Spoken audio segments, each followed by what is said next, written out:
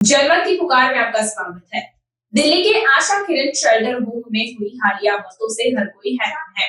बताया जा रहा है कि यहाँ इस साल जनवरी से लेकर जून तक पिछले 6 महीने में 25 लोगों की मौत हो गई, तो वहीं जुलाई के महीने में 20 दिन के भीतर ही 14 लोगों ने अपनी जान गंवा दी।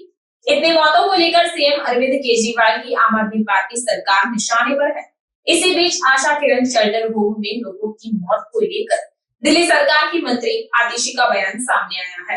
आतिशी ने कहा कि हम पोस्टमार्टम रिपोर्ट का इंतजार कर रहे हैं और 24 घंटे बाद जांच की प्रारंभिक रिपोर्ट आएगी, हम उसके अनुसार कार्रवाई करेंगे। इस पूरे मामले में जिसकी भी लापरवाही सामने आएगी उसके खिलाफ सख्त कार्रवाई की जाएगी। मंत्री आतिशी की पूरी बात सुनिए कि उन्होंने क्या कहा।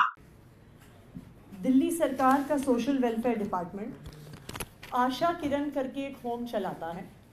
ये होम है फॉर इंटेलेक्चुअली चैलेंज्ड पर्सन्स।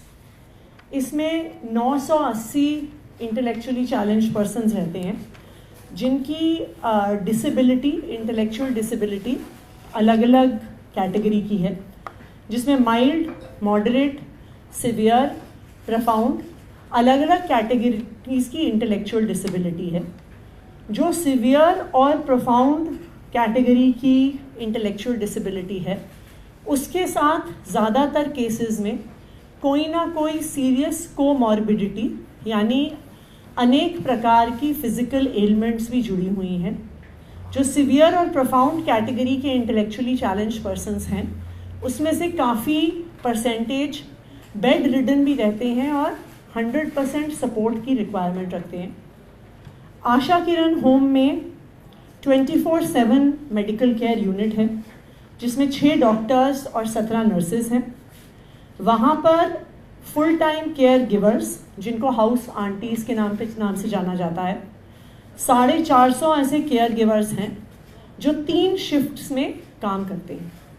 जो इस होम में इंटेलेक्चुअली चैलेंज पर्सन्स रहते हैं वो ज़्यादातर अबैंडन्ड, डेस्टिट्यूट पर्सन्स हैं जिनको कई बारी अलग अलग एजेंसीज, चाहे दिल्ली पुलिस हो, चाहे कोर्ट के माध्यम से, जिनको या मैजिस्ट्रेट्स, डीएम्स के माध्यम से, जिनको अगर अबैंडन्ड और डेस्टिट्यूट पाया जाता है उनको होम में लाया जाता है।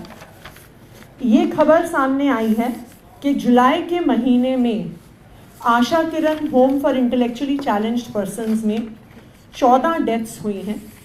इसमें से 13 एडल्ट्स हैं और 1 माइनर है।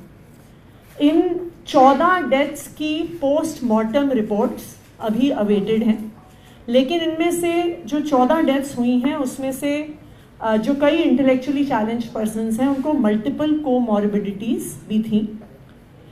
लेकिन ऐसी 14 डेथ्स 1 महीने के अंदर अंदर होना बहुत ही गंभीर, बहुत ही सीरियस मैटर है और इन डेथ्स में इंक्वायर करने के लिए जैसे ही ये खबर आई तुरंत एक मैजिस्टीरियल इंक्वायरी इंस्टीट्यूट कर दी गई है। 24 घंटे के अंदर अंदर प्रिलिमिनरी इंक्वायरी रिपोर्ट, जो मैजिस्टीरियल इंक्वायरी है उसकी डेडलाइन दी गई है।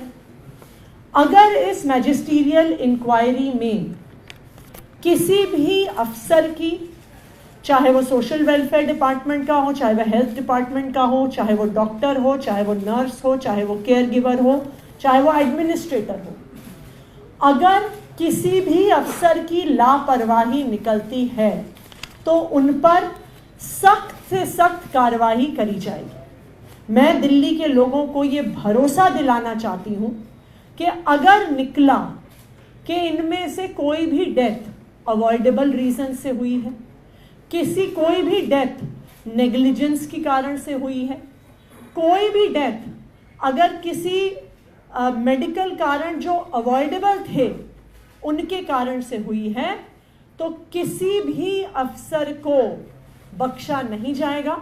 उनके ऊपर सरकारी कार्रवाई के अलावा सरकार खुद police inquiry, police proceedings initiate करेगी। हम पोस्टमार्टम की रिपोर्ट्स अभी अवेट कर रहे हैं और 24 घंटे के अंदर अंदर मैजिस्टीरियल इंक्वायरी की प्रिलिमिनरी रिपोर्ट आएगी।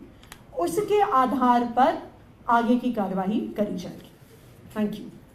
अगर आपने हमारा अभी तक चैनल सब्सक्राइब नहीं किया है तो कृपया चैनल सब्सक्राइब कर लें, लाइक करें, शेयर करें, कमेंट करें। तो मिलते हैं फिर किसी और खबरों के साथ। नमस्कार।